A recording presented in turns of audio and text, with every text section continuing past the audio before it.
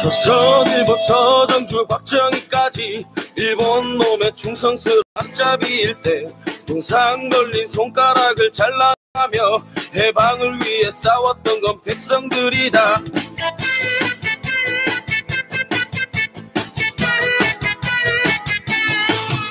한살원님 전두환과 그 똘마니들 5060의 부기영화 대물림할 때 잡혀가고 죽어가고 고문당하며 민주를 위해 싸웠던 건 국민들이. 진일과 친미로 배불리는 매국노들 여의도에 또아리 들고 갈수록 적반하장 후원무치 지랄내며 국민들 피눈물을 짜는구나. 더 이상 못 참아, 더 이상 못 참아. 국민이 나서자, 국민이 나서자. 우리의 힘으로, 우리의 힘으로 모두 날아엎자.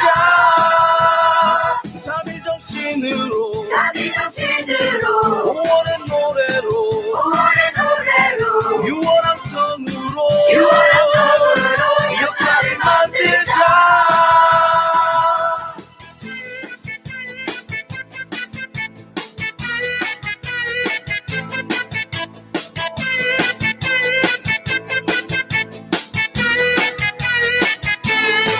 친일과 친미로 배불리는 매국노들 여의도에 또아리 들고 갈수록 적반하장 후원무치 지랄내며 국민들 피눈물을 짜는구나. 더 이상 못 참아, 더 이상 못 참아. 국민이 나서자, 국민이 나서자. 우리의 힘으로, 우리의 힘으로 모두 날아엎자.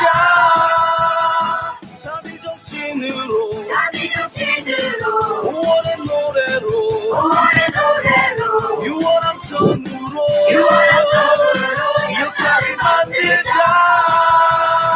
더 이상 못 참아, 더 이상 못 참아.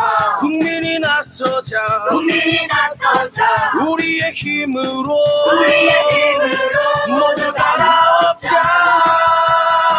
3.1 정신으로, 3.1 정신으로 5월의 노래로, 5월의 노래로 6월 함성으로, 6월 함성으로 역사를 만들자. 우리의 힘으로.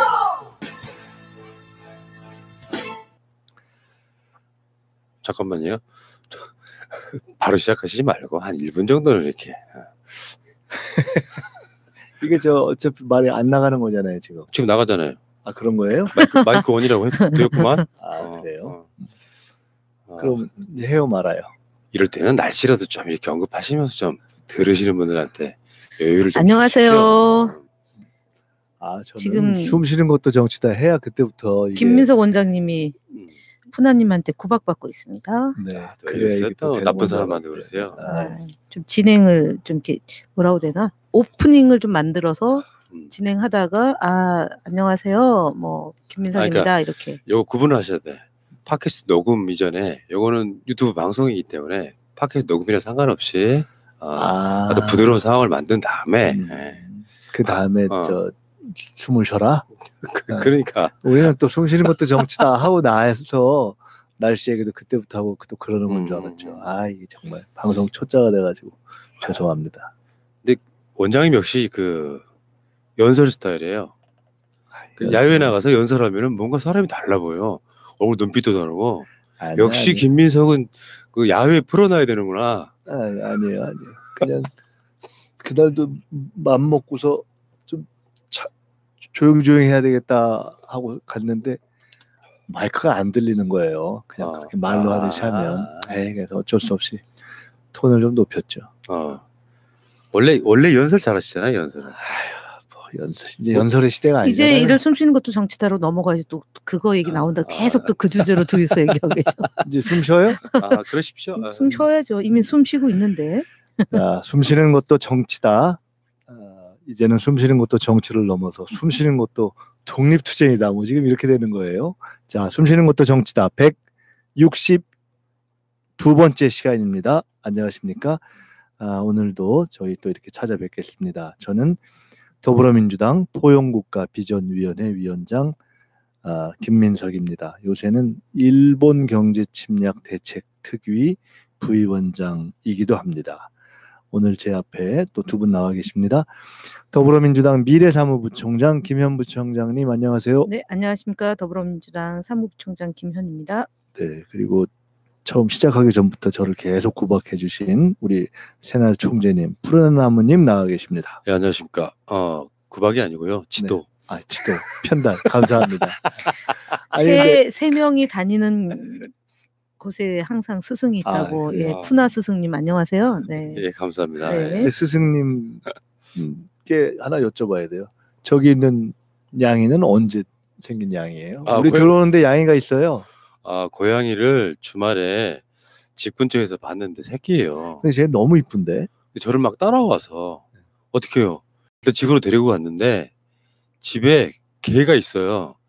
개가 거의 살길 갖고 덤비니까 어떻게 할 수가 없잖아요. 그래서 내가 그래요? 방송실로 데리고 왔죠. 개가 클 텐데. 네, 그러니까 질투하는 거죠? 그렇죠. 개는 원래 질투가 심해요.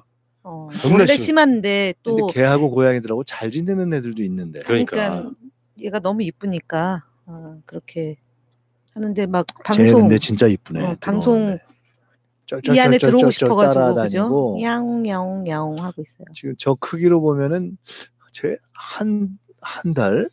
그렇죠. 한 달 정도 키우고. 이름은 뭐예요? 하루. 근데 사실 저런 애들은 뭐 잘 데려오셨어요. 잘 데려오셨는데 저게 근처에 엄마가 있었을 수도 있어요. 왜냐면 제가 갑자기 하늘에서 떨어졌을 리는 없잖아요. 그래서 주위에 우리 집 바로 건너편 주차장이거든요. 주차장한테 다 수소문을 해봤죠, 당연히. 붙여놓으세요. 그러면 사진 찍어가지고. 아니 붙여놓으면 뭐 개까지 데려와서 살라고요?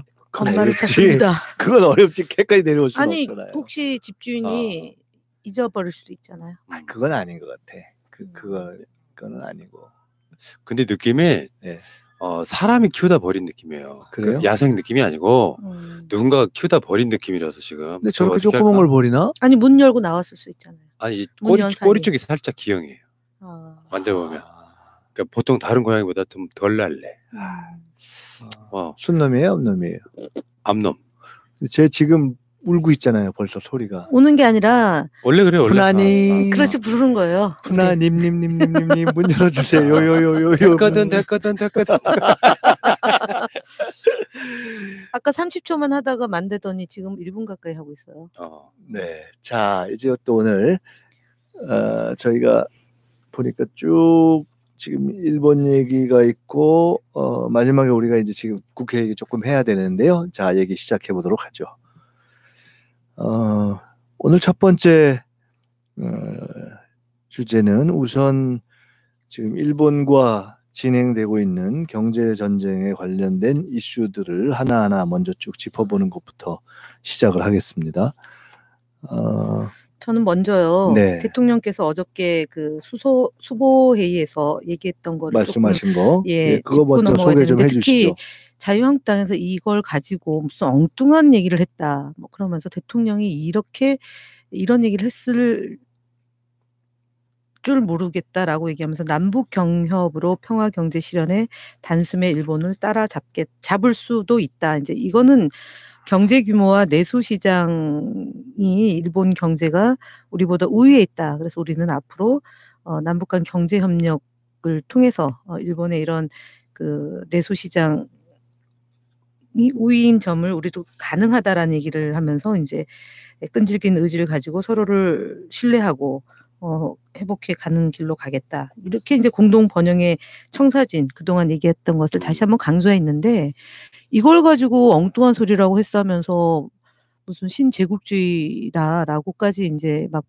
번지더라고요. 그래서 이제 제가 이 말씀을 드린 이유는 지난 2일 날 대통령께서 그 이제 화이트 리스트에서 우리가 배제되고 나서 이제 말씀하신 내용, 그다음에 화이트 리스트로 배제될 가능성이 매우 높았을 때 이제 품목이 한 3개 품목대 그 또 수석자관회의 때 말씀하신 게 있는데요. 시청자들께서 지금 대통령이 그동안 그 일본을 어떻게 하자, 그러니까 그 길을 얘기를 했고, 그다음에 오늘은 이제 따라잡으려는 노력을 기울이자. 정부와 국민과 함께, 그리고 함께 해주심에 감사함, 이 얘기를 하셨어요. 그래서 그 말씀 내용을 좀 더 차분하게 이제 전문을 좀 함께 좀 읽고 대통령이 가고자 하는 길을 저희가 뒷받침하는 그런 자세와 태도. 그 대통령 수보회의 메시지와 관련해서 저도 간단하게 한 말씀만 보태면 지금 뭐 다 말씀해 주셨지만 이번 국면에서 대통령 메시지가 일본이 오버하지 말아라. 그리고 일본과 이 문제에 대해서는 원칙적으로 대응할 수밖에 없다. 그리고 이길 수 있다. 그리고 지지 않겠다. 이제 이렇게 갔고 이번 메시지의 핵심은 결국은 일본이 현재 경제적 우위에 있는데 우리가 그것을 극복하는 길은 우리가 평화 경제를 발전시키는 거다라는 것과 함께 결국 남북 간의 경협으로 가는 평화 경제의 길을 가야 하고 또 그렇게 갔을 때 우리가 극복해야 하는 어떤 그 길, 그러니까 일본과의 경제전에서 궁극적으로 승리하는 것도 그렇게 달성되는 것을 훨씬 용이하게 할 것이다라는 지적을 하신 거잖아요. 근데 네. 이게 왜 어떻게 보면 이 시점에서 좀 갑자기 튀어나온 것 같다 이렇게 느끼시는 분들도 있을 수 있는데 저는 이 점을 얘기하고 싶어요. 본질적으로 보면 아베가 여러 가지 의도에서 이번에 도발을 한 건데 그중에 또 한 측면은 뭐냐면 결국은 한반도의 평화 프로세스를 시비 걸고 나온 거거든요. 궁극적으로는. 그러니까 어떻게 보면은 트럼프 코스와 아베 코스가 다른 거예요. 지금 트럼프 코스는 북한과 어느 정도 이렇게 적정한 긴장 완화의 길을 가면서 결과적으로 동북아의 새로운 평화의 질서를 만드는 것으로 귀결될 수 있는 지금 가능성을 여는 것인데 아베 코스는 사실은 끊임없이 긴장이 있어야 평화헌법 개정도 되고 재무장도 되는 거잖아요. 그래서 북한을 때리다가 북한이 미사일을 안 쏘니까 지금 한국을 때리는 거잖아요. 그래서 아베 코스는 어떻게 보면 트럼프가 가는 길을 하고도 어긋나는 거고 트럼프 코스는 동북아의 긴장을 계속 유지하고 강화시키는 길이기 때문에 그런 점에서 보면 궁극적으로 우리가 가고자 하는 길하고 다른 거죠. 평화와도 다르고 평화 경제 얘기라고도 다르고 그런 점을 궁극적으로 지적하는 측면하고 맞닿아 있다. 그래서 이번에 한일 경제 전쟁에서 승리해서 우리가 국면을 바꾸는 것은 필연적으로 그 다음 국면에서 남북의 경협, 남북의 평화, 그것을 통한 평화 경제의 성장, 또 그것을 동력으로 한 한일 경제의 역전. 이게 지금 얘기를 하든 안 하든 필연적으로 연관될 수밖에 없다.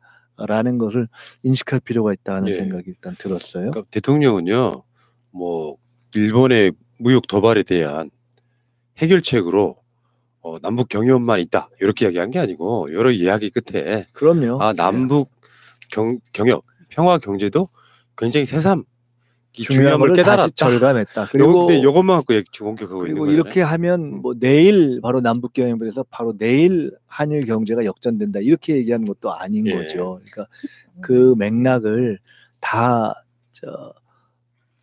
가시 바르고 살 다 바르고 나서 그 뼈만 딱 그것만 이야기하고 있잖아요. 얘기를 하는 것은 굉장히 좀 적절치 못하고요. 근데 제가 어느 시점부터는 사실 저는 나경원 원내대표가 얘기하는 거에 대해서 별로 코멘트를 할 필요가 없다고 생각해서 좀 무시를 해왔거든요.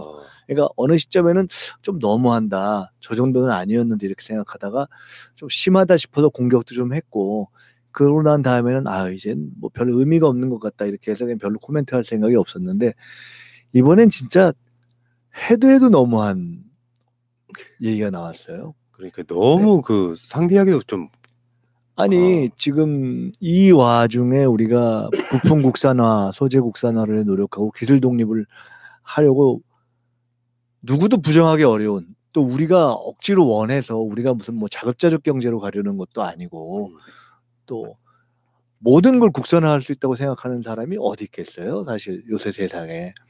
근데 저쪽이 공격을 하고 그거를 소재와 부품을 무기로 삼는 것에 대항해서 우리가 이렇게 하고 있는데 거기다 대고 갑자기 상상하기 어렵죠. 쇄국주의를 들고 나온다는 것은 뭐라고 해야 될지를 모르겠어요.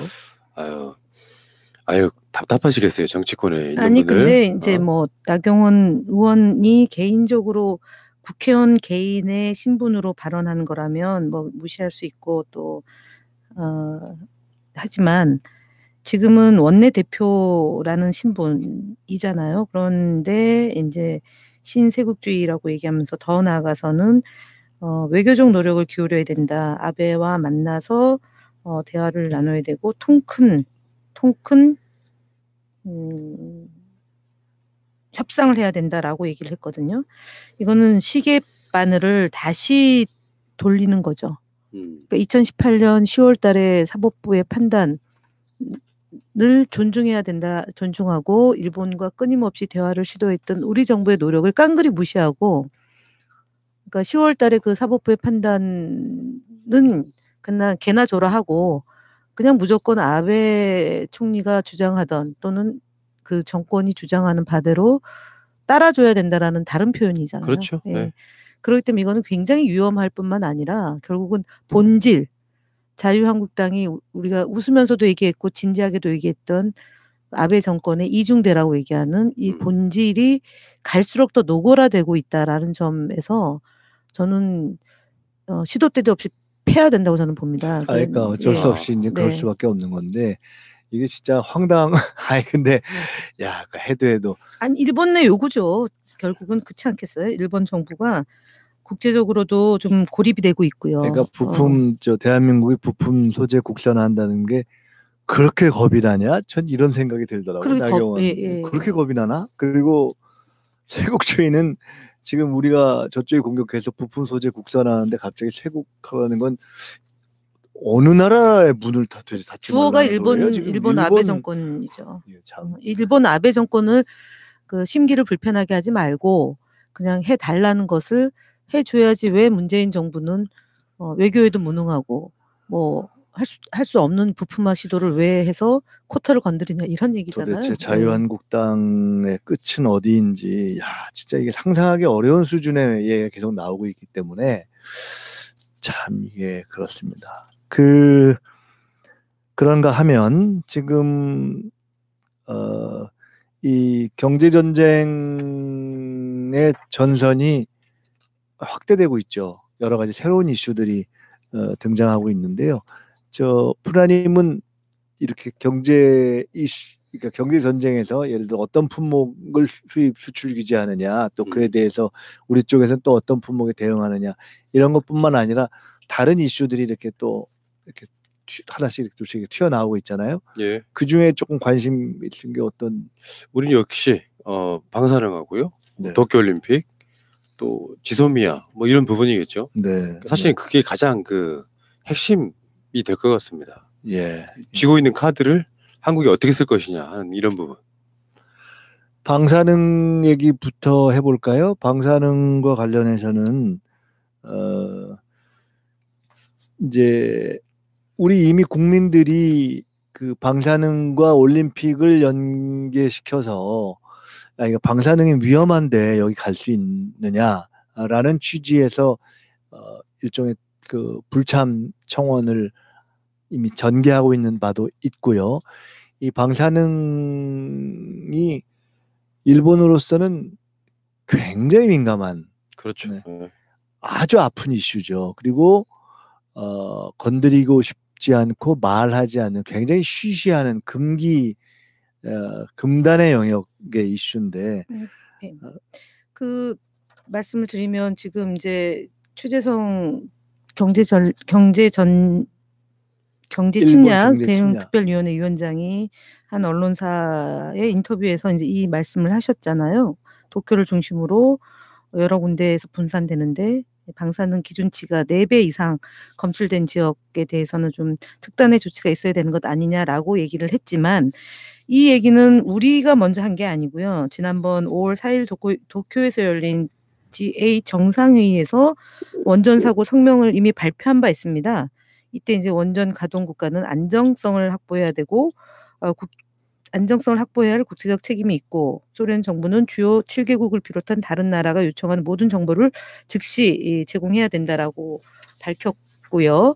그래서 지금 해외 언론에서 이미 그 도쿄 올림픽의 방사능 위험을 경고하는 보도를 매일같이 내보내고 있는데, 지금 일본 정부만 유독 이 부분에 대해서 함구하고 있고 위험한지 안 한지조차도 제대로 얘기 안 하고 더욱 나가서 후쿠시마에서 생산되는 그런 농수산물을 선수들한테 제공하겠다 뭐 이런 얘기 나오니까 사실은 지금 이제 우리는 까마귀 날자 배 떨어지는 격으로 일본의 경제 침략 때문에 일본 도쿄 올림픽을 어떻게 할 거냐라는 것이 국민들 안에서 최대의 관심사이지만 이미 해외에서는 이 문제에 대해서 지속적으로 문제제기를 하고 있었다라는 거고 또 특히 곧 이제 그 자한당 그러니까 자한당에서 이 문제를 가지고 또 뭐 정치적으로 정략적으로 이용한다라는 시비가 붙을지 모르겠지만 이제 이 문제조차도 또 그 자유한국당이 왜곡해서 논란을 삼으면 이건 진짜 그렇죠. 안 된다라는 점을 미리 좀 말씀을 드리겠습니다. 최재성 위원장의 경우에는 그 방사능과 관련해서 이제 여행이라는 측면에서 보면 사실은 방사성 물질이 초과 검출되는 지역 같은 경우는 위험하기 때문에 통상적으로 안전 규제 또는 어떤 여행 자제 이런 것 다양한 레벨의 조치를 취할 수가 있는 거고 그냥 객관적으로만 보자면 도쿄가 그런 점에서 완전히 안전하다고 볼 수 없는 곳이기 때문에 도쿄까지도 사실은 금지해야 될 정도가 될 수 있으나 그렇게 보기는 어려워도 자제 정도는 해야 되지 않느냐라고 툭 던진 거죠. 사실 문제 제기를 했는데 여기서의 진짜 제기하고 싶은 이야기는 사실은 방사능 이슈를 건드린 거죠. 그러니까 그렇게 함으로써 방사능 이슈가 그러니까 그런 여행이라는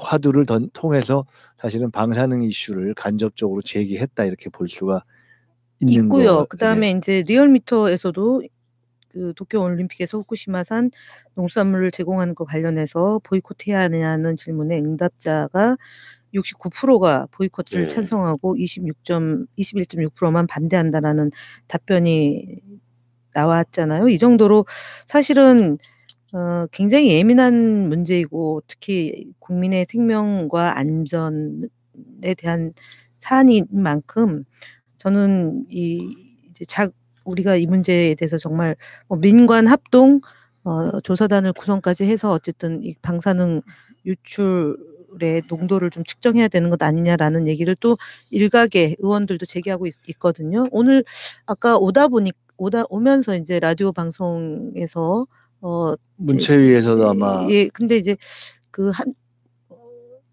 현장에 가서 체크하고 온 게 오늘 곧 뭐 방송에 나온다. 그래서 그 본인이 직접 그 갔다 온 다음에 건강 체크까지 했다라는 얘기를 이제 들었는데요.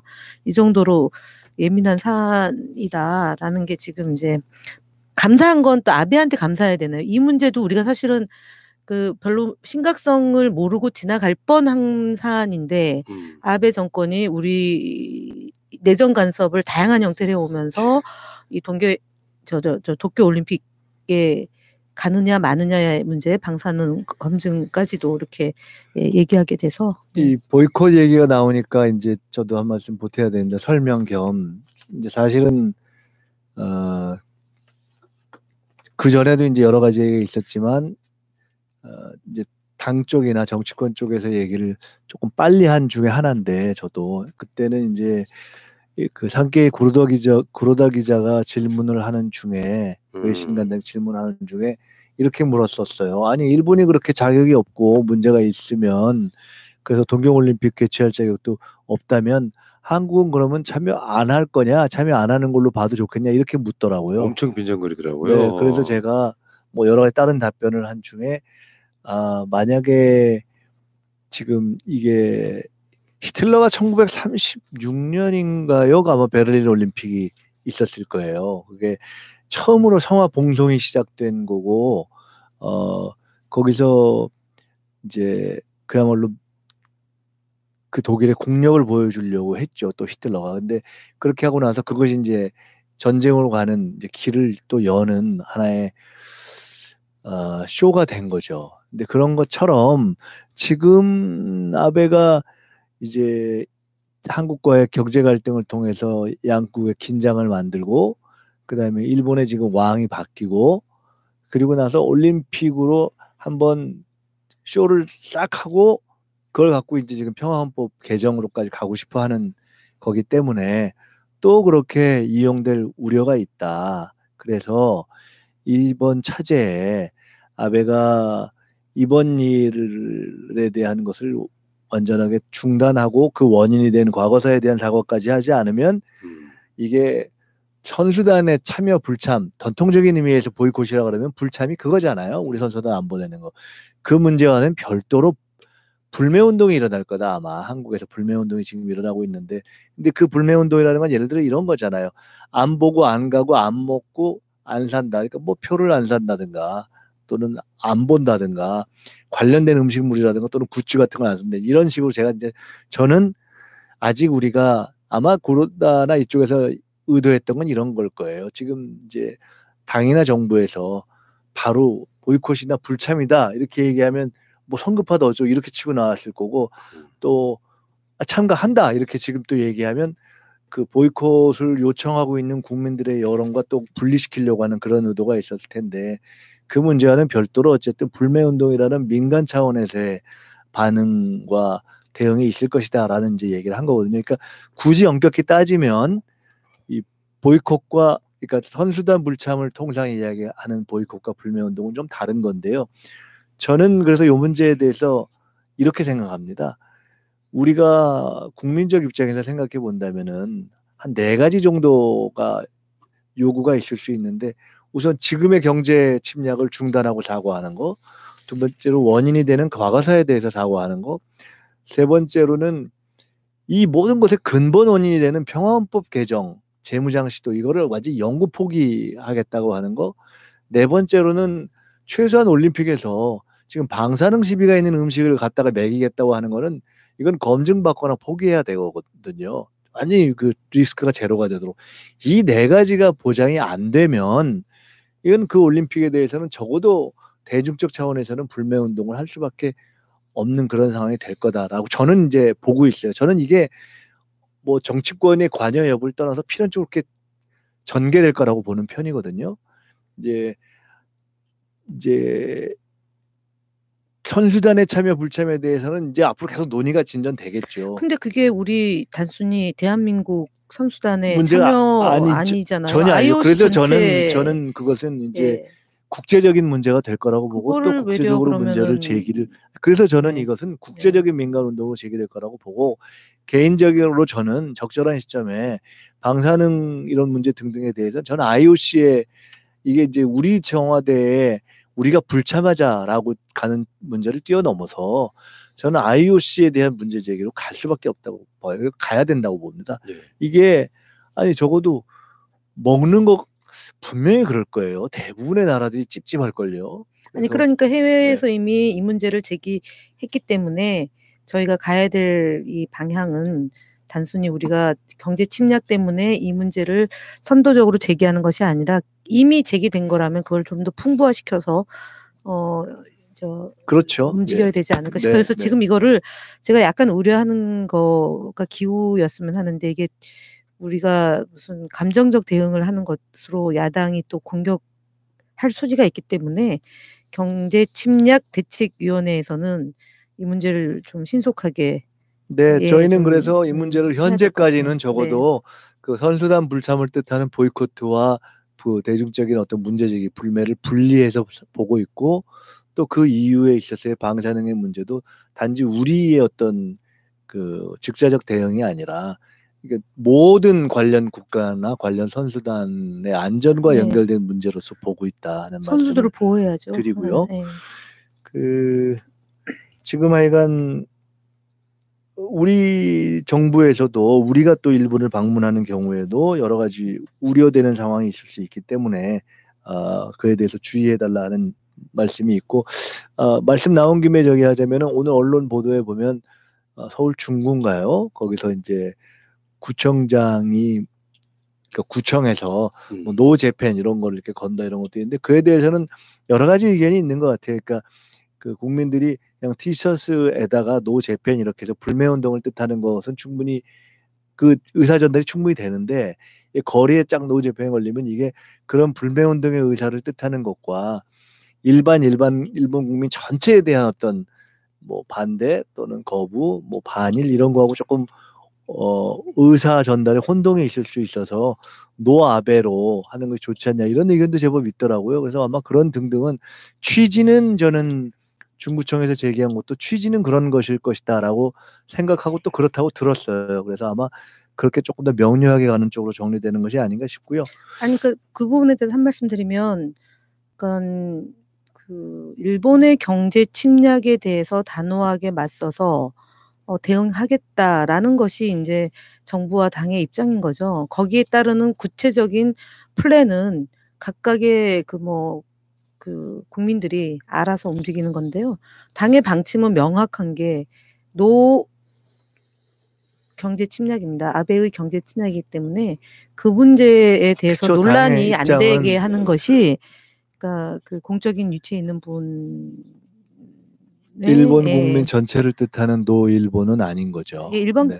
그리고 그러니까 일본 국가를 상대로 하는 것도 아니고 결국은 경제 침략에 대한 아베 정권에 대한 규탄이다라는 점을 강조드립니다. 네, 여기까지 하고 잠깐 쉬었다가 지소미아 얘기로 예. 가보죠.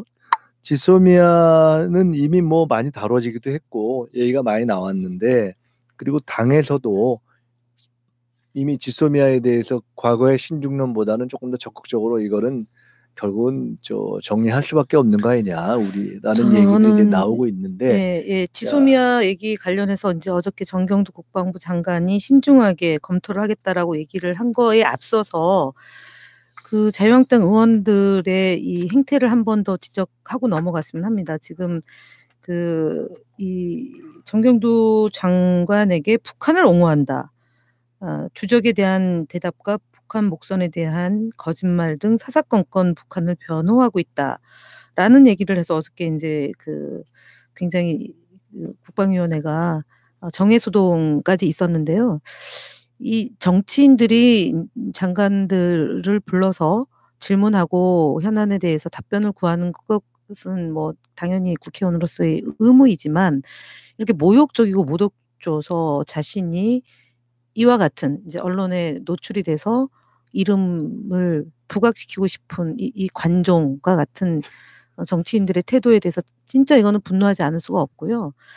이제 색깔론 대답 안 되니까 뭐 황교안 대표, 그다음에 나경원 원내대표 다 대통령을 김정은의 무슨 수석 대변인, 그다음 대변인 짓을 한다라고 얘기해가지고 국민들로부터 굉장히 이제 역풍을 맞았는데, 또다시 상임위에서 이런 일이 벌어진 거죠. 결국은 국방부 장관을 이렇게 흠집내는 것은 군 통수권자인 대통령을 직접 흠집내지 못하니까 우회를 돌아서 이제 정경두 장관에게 이렇게 하는 거였다.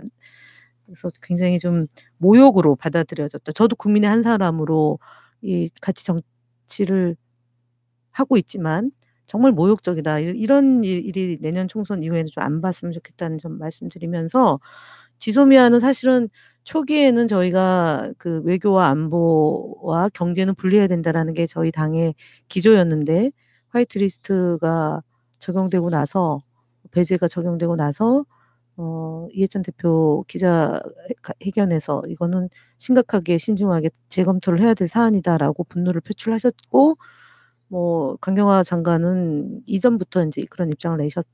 그래서 한미일 군사 안보 협력 체계를 위해서 정보 공유를 해야 된다라는 미국 측의 요청으로 이제 우리가 지소미아를 한 건데 24일 날 최종 결정을 하는 거잖아요. 그래서 이 문제는 정말 이 대한민국의 안보와 직결되는 문제이기도 하지만, 일본으로서도 자기들은 우리를 공격하고 이 문제는 그냥 자신들의 얘기를 들어줘야 된다는 얘기, 진짜 뻔뻔한 상황인데,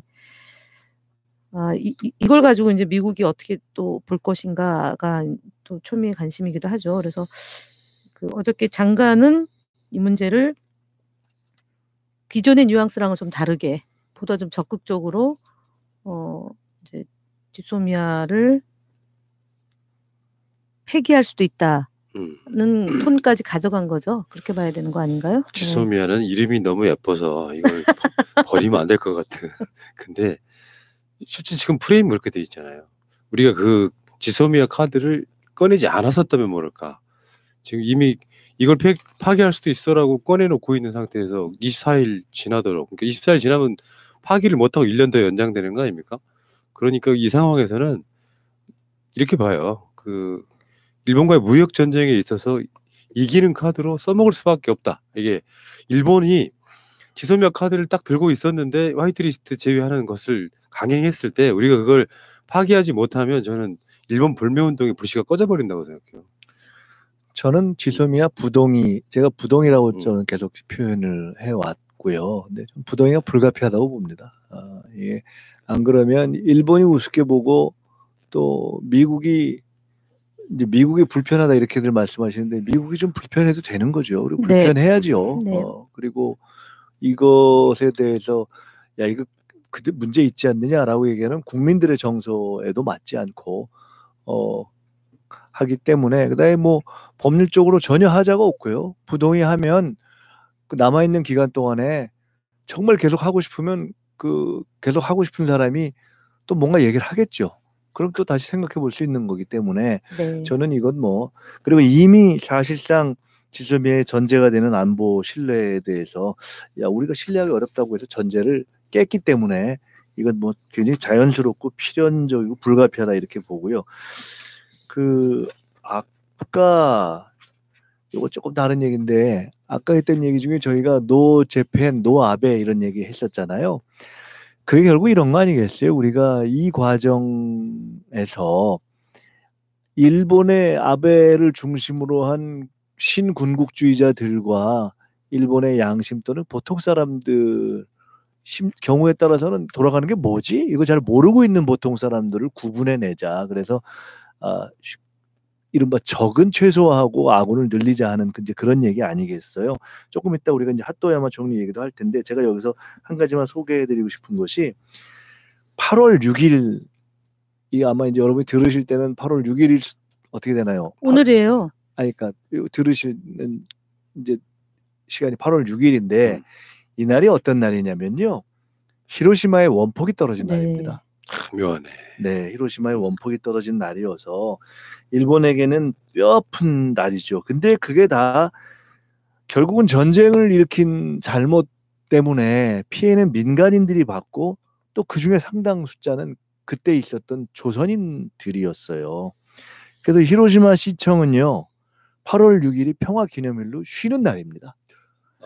그래서 제가 이 말씀을 왜 드리는 거 하니 이날 8시 15분하고 9일 11시 2분 나가사키에는 묵념 사이렌을 울린다는 거예요.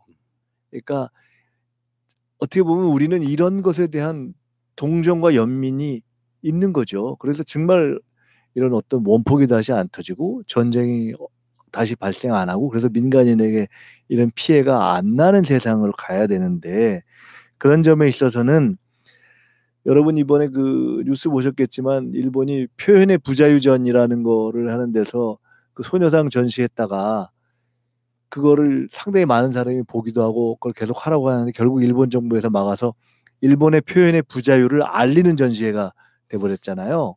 근데 일본 내에 야 일본 이대로 가면 안 된다고 얘기하는 사람들이 꽤 있거든요. 근데 그 사람들이 거기서 사실 일본에서 얘기하기 쉽지 않죠. 우리나라에서도 저 황당한 뭐 쇄국주의 이런 얘기를 하는 사람들이 있는데 거기서 사실은 야 일본 지금 이대로 가면 안 된다고 말하는 거는 쉽지 않은 거기 때문에 그런 분들에 대한 어떤 연대감 이런 것들을 잘 갖고 갈 필요가 있다는 생각이 들고요. 그런 대표적인 일본 정치인 중에 하나가 전에 총리를 지낸 핫도야마 총리인데 핫도야마 총리가 무슨 얘기를 했는가 이거는 우리 푸나님께서 좀 설명을 해주시죠. 지금 우리나라에 왔는데요. 화이트리스트 제외가 잘못됐다고 생각하는 일본이 많은 것을 잊지 말아달라. 사과하는 피해자가 좋다고 할 때까지 계속하는 것이다. 일본의 한국 백색 국가 제외는 취소돼야 된다. 이렇게 굉장히 합리적인 말씀을 하셨습니다. 이런 분들은 또 우리가 의대를 해드려야죠. 참 그러니까 제가 얼마 전에 봤는데요. 그러니까 물론 최근의 여론조사로 보면은 일본 아베 정권이 이러한 조치를 잘했다라고 하는 여론이 조금 더 위인 건 맞는데 그래도 이 평화헌법이 유지되는 이유가 일본 안에서 그 전쟁을 반대하고 평화를 일본의 그 이제 예전에 식민 저 침략했던 것을 반성하면서 일본 국민들의 정서는 대략 그렇다라는 걸 이제 봤죠. 그래서 지금 우리가 좀 답답한 것은 이 아베 정권이 이렇게 무지막지하게 공격해 들어오는 것에 대해서 아무리 이제 그러니까 저 선거가 끝나고 참여연 선거가 끝나고 자민당의 이 이제 내부 권력 교체기라고 하더라도 이 너무 좀 자정 능력이라고 할까요? 그런 것이 좀 부족한 점에 대해서 좀 이렇게 그랬는데 하토야마 전 총리가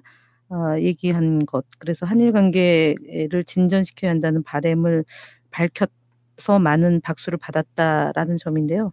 이런 분들이 좀 더 보다 목소리를 키우고 이렇게 이 전범 국가인 일본이 그야말로 돈으로 해결될 수 있다라는 이런 오만함에서 과거를 잊지 않은 국가로 자리매김될 수 있도록 좀 일본 안에 좀 더 적극적인 노력들이 있어야 되는 것 아니냐 그런 생각을 근데요, 해봅니다. 그렇지 않아도 일본의 뭐 여론조사가 아이고 왜 이러십니까? 제가 흥분해가지고 허리가 아프시다고 좀 서 계세요. 네. 일본의 여론조사가 아주 공정하고 잘할 거라고 생각하는 걸 마인드를 버려야 돼요. 그러니까 아베가 전난리를 치고도 투표율이 50%가 안 나오는 나라입니다. 근데 여론조사를 얼마든지 문항 자체 같은 것들로 전 조작할 수 있는 상태라고 봐요. 그러니까 이것도 여론조사 자체가 이제 여론전의 일환으로 일본 사람들이 똘똘 뭉친다는 걸 보여주기 위한 한국이 지금 80% 이상의 국민들이 불매운동 참가하고 있다. 요 느낌하고 좀 맞대응하는 느낌에서 아베 지지율이나 뭐 이런 것들이 좀 그런 방식으로 살짝 조작되는 게 아닌가 이런 생각을 해봤습니다. 별 관심 없는 사람들을 그러니까 응답률 한 1%도 안 나오는 걸 막 이제 뻥튀기고 뭐 이런 방식으로 가고 있지 않을까 이런 생각을 해봤어요. 일본 사람들 사실 거의 관심 없다고 그러더라고요. 근데 이제 저런 점은 있어요. 사실 이제 하토야마 총리가 짧았던 민주당 정권 총리거든요. 거기 한 9개월 정도 했을 거예요. 그 민주당이 저희가 집권할 때였나? 그게 잠깐만 몇 년이었죠? 2009년이었으니까 잠깐만 2009년이었으니까 저희가 집권할 때가 아니었네. 예. 근데 그때 한 9개월 했고 자민당이 아닌 정권이 있었던 게 또 호소가와 일본 신당 뭐 이런 때였는데 하여간 아베가 그때 이제 2번 야당을 경험하면서 다시 이제 총리가 되는 과정에서 내 죽어도 야당을 안 하겠다 하면서 아주 그냥 칼을 갈았다는 거거든요. 근데 어쨌든 이게 이제 일본과 한국 사이에 이렇게 갈등이 있으니까 전체적으로는 아베에 대한 지지율이 조금은 올라가고 그 다음에 그런 건 사실인 것 같아요. 그리고 최근에 그 한국에서 의원단이 갔을 때 저쪽에서 막 여기서 평소에 이번에 갔던 분들하고 비교적 친분이 있던 니카이 간사장이라고 거기가 넘버 2인데 거기도 참석을 안 하고 의원들이 잘 안 나왔어요. 그래서 뭐 좀 결례를 했다 이런 얘기가 있었는데 제가 일본 쪽에 아는 사람들한테 들어보니까 아베 눈치를 보느라고 의원들이 행사에 나오는 것조차도 눈치를 본다는 거예요. 그러니까 지금 분위기가 아주 이상하게 된 거는 일단은 사실인데 그럼에도 불구하고 이건 아니다라고 하는 그 반아베 시위가 있는 것도 사실이고 또 하나 재미있는 거는 최근에요. 일본 내 언론에 조금 다른 얘기가 조금씩 나오기 시작했어요. 그러니까 아직까지도 일본의 일반 언론에서 그냥 일방적으로 아베 쪽 얘기를 실어주는 것이 많고 특히나 문제는 조선중앙 지난번에 조국 수석이 지적했던 대로 을 1호로 번역해서 나온 것도 다 어떻게 보면 일본 언론보다도 더 일본 언론처럼 써서 일본 사람들이 일방적인 뉴스를 전달받았는데 최근에 아사히나 몇 군데서 나온 기사들은 이거 싸움은 붙었는데 가만히 보니까 아베가 얘기하는 게 꼭 안 맞는가비요? 라는 기사들이 지금 나 기사, 논설 이런 것들이 좀 나오기 시작해서 미묘한 변화가 생기고 있다 이렇게 하는 걸 좀 주목해야 될 것 같고요. 조금 주제를 바꿔서 이런 와중에 우리가 생각해도 황당한 얘기를 하는 게 오히려 저 일본 쪽이 아니라 한반도에서 자꾸 나오고 있는 게 문제인데 아까 뭐 쇄국주의 얘기도 나왔지만 한일 기술 격차가 50년 뭐 이런 얘기가 나왔어요. 이거 진짜 이거 진짜 상상하기 어려운 얘기가 자꾸 나와서 이거 뭔 소리예요? 이게 지금 자유한국당 대변인의 논평이죠. 그 일본과 한국의 기술 격차가 50년이다라는 얘기를 했고, 그다음에 노벨상을 받은 일본과의 기초과학 기술 격차가 50년이 된다. 그 얘기를 하면서 소재와 부품 산업을 키우겠다지만 짧은 시간 안에 기술 개발을 한다는 것은 정부에는 말만 하면 소원을 들어주는 마술사 진이라도 있는 것이냐라는 내용의 논평이고요. 팩트 체크를 하자면 이거는 뭐 전혀 아닌 거고 1위인 이제 그러니까 기술이 1위가 유럽연합 EU 그리고 일본이고요. 우리는 일본보다 50년이 뒤처진 게 아니라 대략 2년 정도 뒤처져 있다라는 게 이제 학계의 또는 주요 5개 나라를 비교 분석한 것인데 근데 그것도 격차가, 포괄적으로 그렇다는 거 아니에요? 기술마다는 조금씩 다른 거 다르죠. 아닌가요? 네, 그러니까 우리가 예. 1위인 것도 있고요. 네. 그러니까 여러 가지 종합했을 때 전 세계 과학기술 1위는 미국이고 그 미국을 중심으로 해서 이제 기술이 많은 것은 음. EU이고 그다음에 일본이고요. 그 순서를 그다음에 이렇게 이제 예, 그다음에 뭐 항공 분야와 관련해서는 우리가 대략 한 10년 정도 우주 발사체 개발 기술은 그렇고 탐사와 활용 기술은 한 6.5년 정도 차이가 나는 거고요. 그래서 50년의 격차가 어디에서 인용했냐고 봤더니 뭐 박용만 대한상의회장이 그렇게 말했다.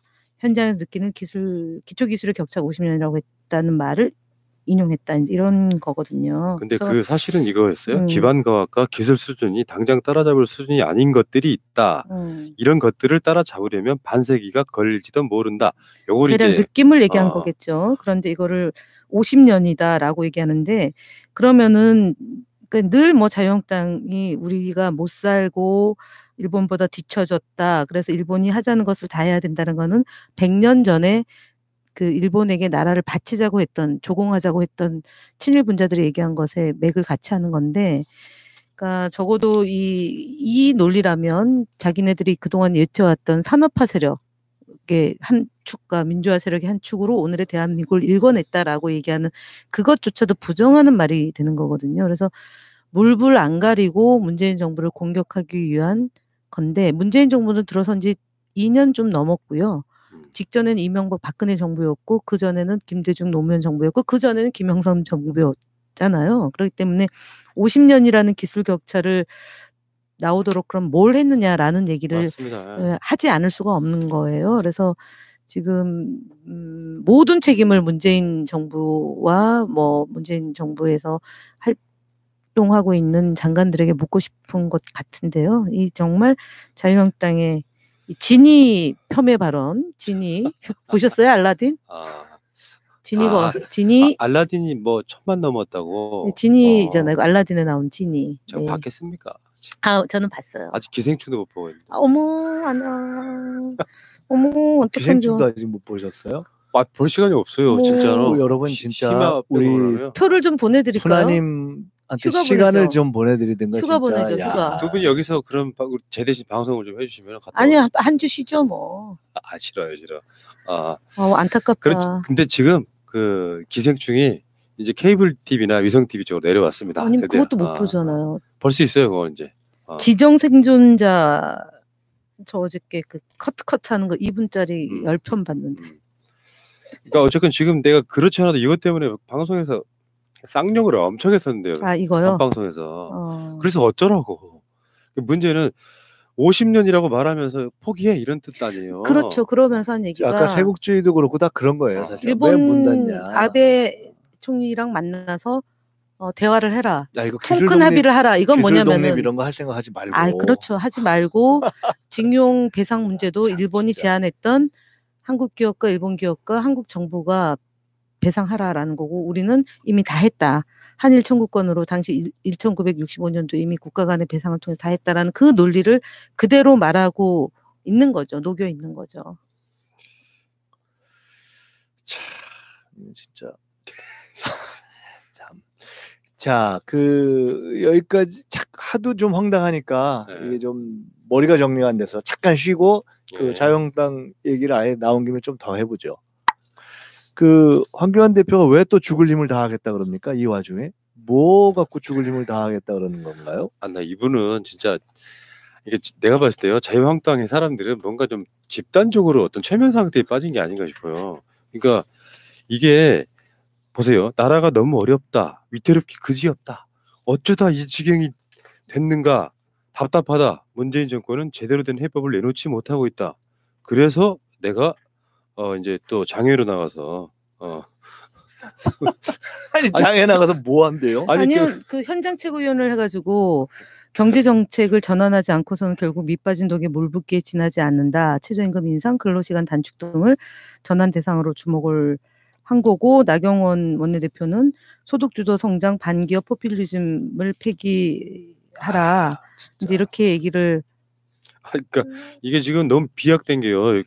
얘네들은 일본 문제가 생겨도 북한 문제가 생겨도 소득주도 성장 반기업 포퓰리즘을 폐기하라 이렇게 이야기를 하고 있어요.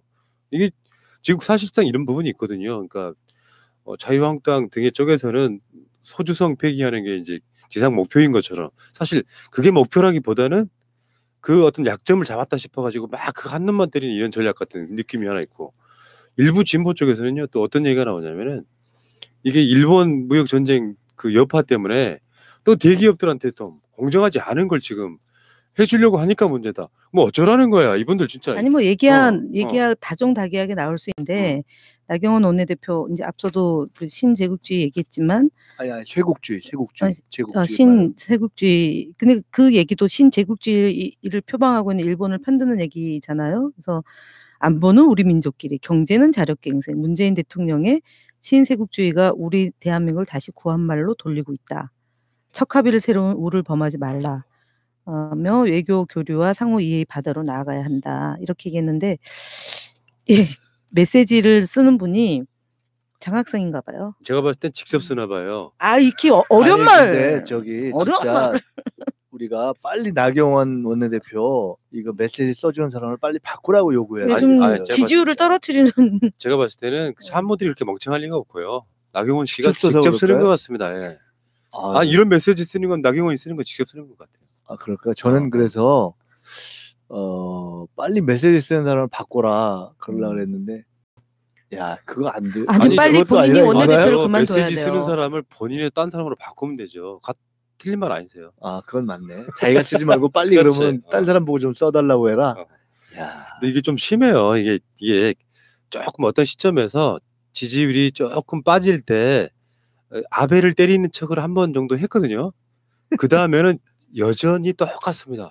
이거 지금 되게 놀랍습니다. 웃기는 게 황교안 대표 한 얘기 중에 아까 여러 가지 말씀하셨는데 이것도 황당하네.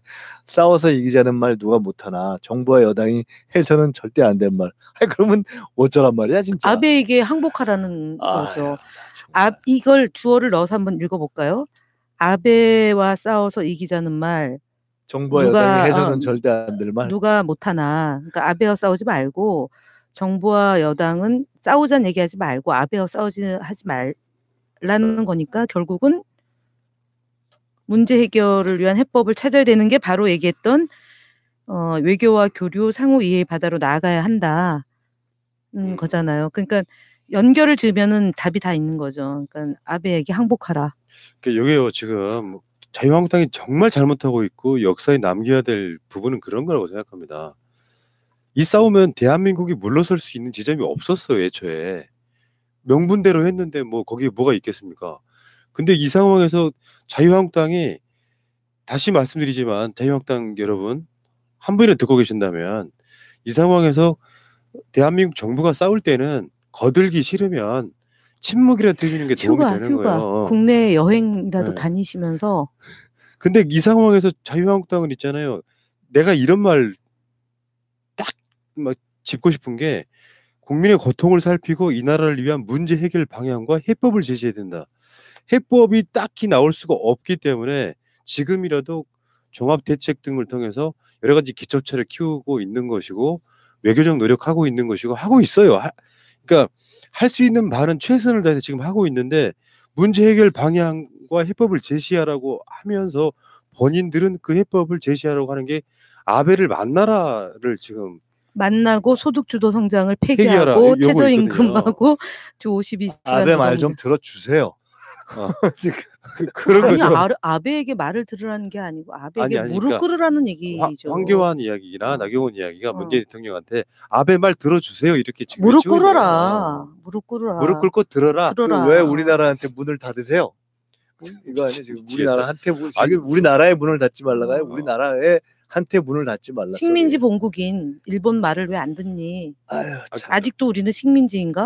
아니, 그러니까 오죽하면 쌍욕이 나가겠어요. 이런 사실 쓰레기 같은 말을 그냥 말로 대응하려고 하니까 정말 열받는 거예요. 이게. 그러겠네요. 그러겠네요. 우리가 진짜. 그게 욕이 나가는 거야. 이거는 정치인들이 이 자체가 욕을 버는 행위인데다가 말은 곱게 쓸지 몰라도 그 자체가 욕이잖아요. 근데 이번에 이제 커밍아웃 하는 경우 보니까 이런 정도의 상황에서 일본 편을 들거나 저 정부를 욕하는 사람들 중에는 거의 정신이 제정신이 아닌 사람들이 이제 쭉 커밍아웃이 되대요. 그 저 책방에 나와 있는 무슨 뭐 반일 종족주의인가 뭔가 그 책도 그렇고 야, 넌 대한민국 사람이 저런 책을 쓸 수가 있구나.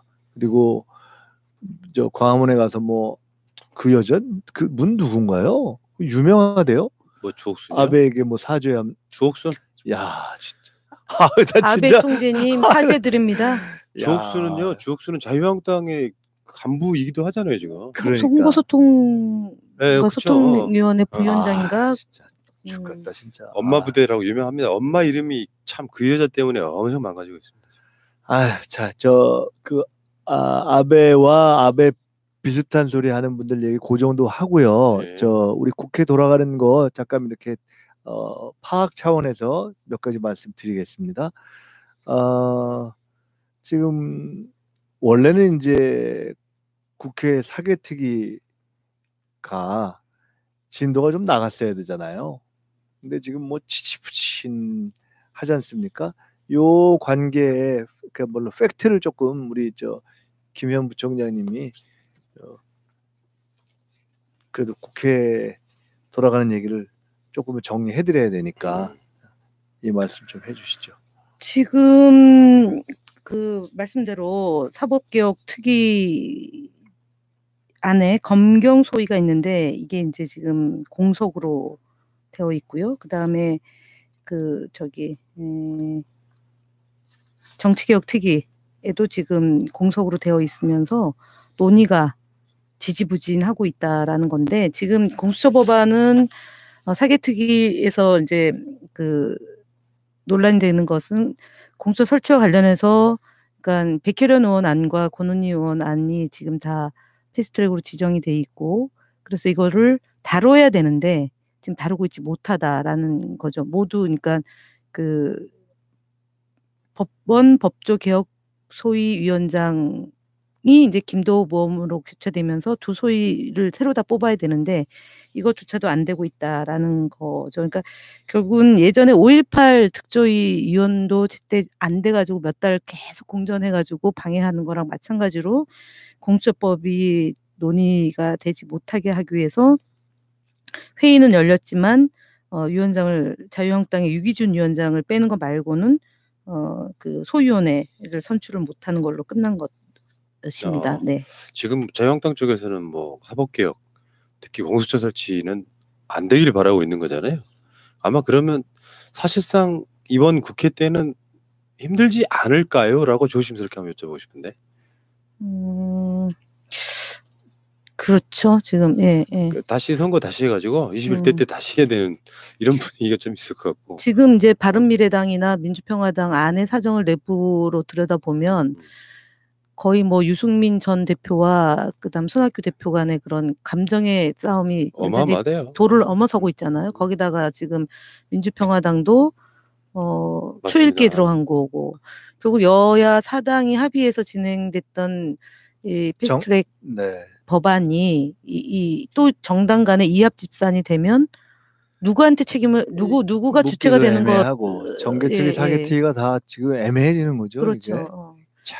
그래서 2015년도 가을 겨울에 우리 당에 있을 때 했던 그런 분탕질과 진흙탕 싸움이 지금 이제 거의 바이러스처럼 돼가지고 총선 앞두고 이렇게 각 정당이 이 더운데 더 덥게 만드는 그런 일들이 벌어지고 있어서 참 재밌어요. 근데 이제 이런 것도 내년 총선 이후에는 좀 우리 정치권에서 사라지는 좀 정리가 돼서 조금 정상적인 사람들이 그래도 국회에 남아서 뭐 여야 간에 어느 정도는 좀 이렇게 돌아가는 아유 진짜 이거 참 답답합니다.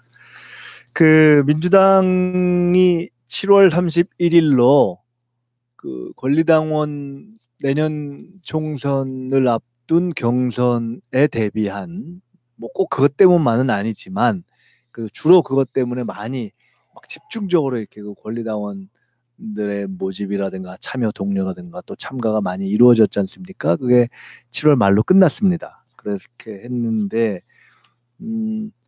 몇만이나 됐어요? 일단은 지금 7월까지요. 실제 당비를 납부하는 분이 한 65만 명 가량이고요. 지금 접수가 그 7월 31일까지 접수를 다 못했어요. 그래서 지금 이 들어온 7월 30일까지 입당 원서를 가지고 이제 8월 정리 중이시구나. 10일경까지 정리를 하고 제가 있는데 그렇게 들어보니까 되면 서울 같은 경우는 마지막 날 5만 명 들어왔다. 26만 명까지 포함하면 대략 90만 명의 이야. 권리당원 시대가 되는 거라고 보면 되겠습니다. 그러니까 당비 내는 사람만. 그러니까 약정한 사람은 사실은 더 되는 거죠? 더 됩니다. 한 180만 명이 되고요. 현재 당원 수는 한 400만 명 가량 되는 거로 보면 됩니다. 그래서 약정 당원까지 포함하면 이미 100만 당원은 돌파를 했다고 볼 수 있겠습니다. 근데 이제 당원도 당원이지만 당원이 많아지면 뭐 이제 민의를 제대로 반영하는 부분도 있을 것 같은데 네. 문제는 입당하는 한 사람 중에 이제 예를 들면 선거 나가고 싶어하는 사람들의 그 입당 러시도 또 이루어지고 있다고 그래요. 그러니까 인물난이라 그러는 게 있잖아요. 특히 수도권 같은 경우는 지금 자유한국당의 나경원, 황교안 이런 효과로 대구 경북 정도는 뭐 나가고 싶어하는 사람이 많겠지만 수도권에서는 제대로 된 인물이 입당할 가능성이 점점 줄어들고 있는 것도 사실이죠. 자유한국당에? 네. 그렇죠. 이게 이제 굉장히 중요한 부분이지. 지금 뭐 각 지역별로 보면 민주당에 입당해서 선거에 나가고 싶어하는 분들이 굉장히 많이 들어오고 있다고 하는 이야기도 좀 있고 이게 이제 잘 되는 집과 못 되는 집의 어떤 차이가 아닌가 싶은데 자신들이 왜 지지율이 저렇게 다포 상태에서 하락 추세. 근데 조금 올랐어요. 아니 그러니까 왜 오른지 그게 이제 아세요? 이게 박스권이잖아요, 그게. 근데 왜 오른지 아세요? 비밀이에요? 왜 이렇게 작게 얘기해요? 다 들려요. 황교안 대표가 휴가 가가지고 조금 올랐어. 그래. 말을 안 하니까. 황교안 대표 올까봐 지금 그거. 황교안 대표에서 오늘부터 발언을 했잖아요. 또 어제부터 떨어지겠구나. 떨어지게 됩니다. 네. 어쨌든 자유한국당은 지금 두 사람 바꾸지 않으면 내가 봤을 때 총선까지 이러다가 근데 그냥 끝날 것 같아요. 구간이 명간이라고 했던 두 사람 저기- 바꾸지 않으면 큰일 나고 바꿔도 큰일 나고. 대안이 없게 홍준표 대표가 왜 반일하냐라고 또 한 말씀 하셨더라고요. 그러니까 좀 그러니까 일본을 중심으로 제가 볼 때 일본에 대한 태도가 결국 정치 집단의 본질을 좌우하는 건데 저 집이 예. 탄핵하고 나서 해체를 했어야 돼요, 사실은. 그러니까 맞습니다. 지금 결국 돌이켜 보면 탄핵하고 해체를 해서 조기 총선을 했어야죠. 그러면 뭘 조금 이렇게 저 집만 놓고 본다면 저 자한당 저 집이 차라리 그렇게 해서 보수를 좀 했으면 제가 어떤 때 딱 한 마음이 들어요. 그러니까 우리가 이렇게 볼 때 민주당을 하거나 정의당을 하기 좀 그런 분들 많이 있잖아요. 저 젊고 근데 정치에 뜻이 있고 이런 분들 그 조금 더 보수적이거나 이런 생각 가지고 있는 분들.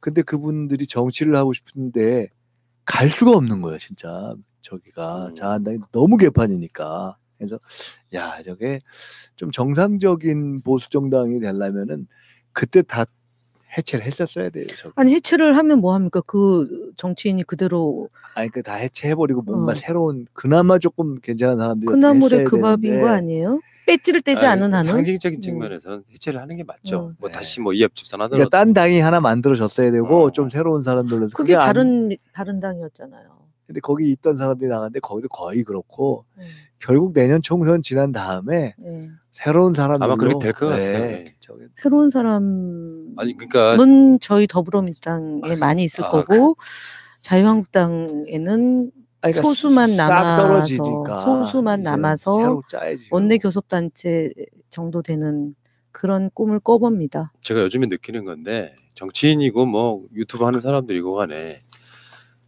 자기가 하는 말이 맞다는 것을 입증하기 위해서 계속해서 다른 사람과 다른 비상식적인 길로 가잖아요. 그러면 이게 대중하고 동떨어지거든요. 근데 그걸 내가 하는 말이 맞았음을 증명하기 위해서 굉장히 노력을 많이 하는데 특정 시점이 되면 돌아와야 되거든요. 정상으로 다시 돌아와 다시 시작해야 되는데 내가 하는 말이 맞았다는 걸 증명하기 위해서 너무 나가면은 사람들로부터 완전히 이제 이 상종 못할 인간으로 그런 경우가 꽤 있거든요. 지금 자유한국당이 그런 모습인 것 같아요. 그 비상식적인 것을 너무 상식화시키려고 노력하다 보니까 이제 자신들의 논리에 허우적거리다가 비틀거리고 이런 게 아닌가 싶습니다. 저기 그 마지막으로 하나 좀 짚고 넘어가야 될 게 있는데요. 오늘 한겨레 신문에 보도된 건데 제가 앞서 이제 그 보내드렸던 기사잖아요. 그 김기수 변호사를 자유한국당의 사참위 위원으로 그 추천을 했습니다. 근데 이 김기수라는 사람은 그 2014년도 세월호 때 그 행변이라는 조직이 졸속적으로 만들어져서 세월호 유가족들을 그 폄훼하고 조롱하고 그랬던 사람들을 대변해주는 역할을 했던 단체 중에 하나거든요. 그리고 저 개인적으로는 대리기사한테 무료 변론을 하겠다라고 그 사람이요? 접촉했고 사실은 무료 변론을 했습니다. 그래서 처음에 이제 사건이 발생되고 나서는 제가 별로 한 일이 없다라고 얘기를 했는데 그리고 글도 남겼거든요. 이 대리기사가. 근데 이 사람이 그 무료 변론을 하면서 경찰 2차 조사 때 명함 뺏어란 소리가 있어서 그것 때문에 폭력이 유발됐다라고 진술을 하게 돼요. 그때 변호사가 이 김기수예요. 근데 중요한 건 이 사람이 5.18이 북한의 소행이다라고 얘기한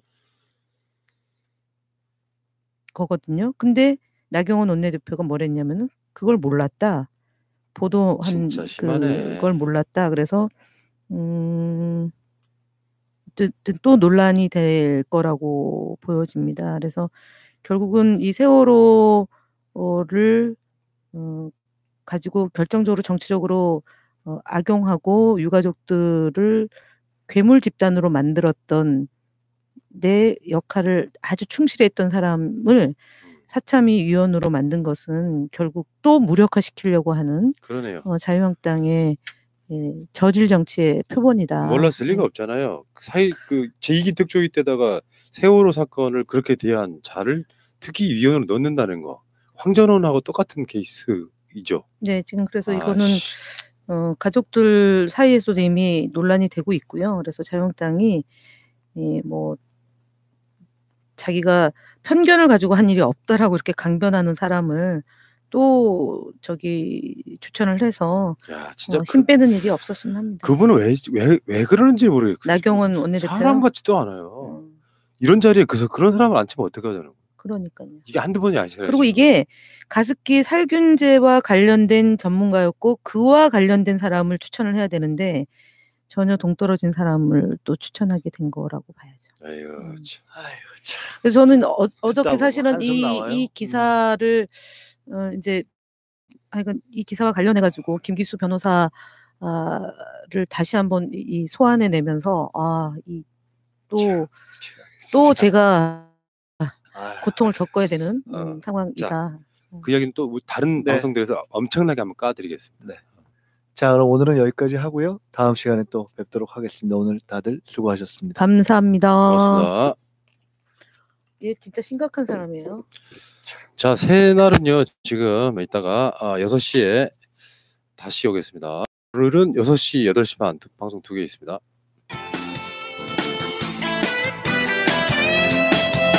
조선, 일본, 서정주, 박정희까지 일본 놈의 충성스런 앞잡이일 때 동상 걸린 손가락을 잘라내가며 해방을 위해 싸웠던 건 백성들이다.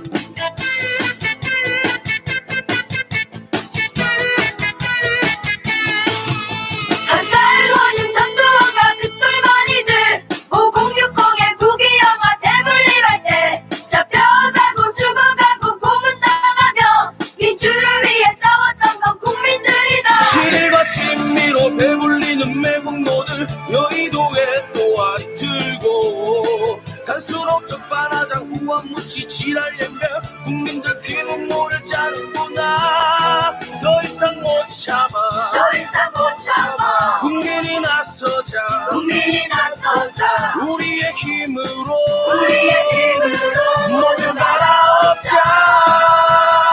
3.1 정신으로, 3.1 정신으로 5월의 노래로, 5월의 노래로 6월 함성으로 6월 함성으로 역사를 만들자.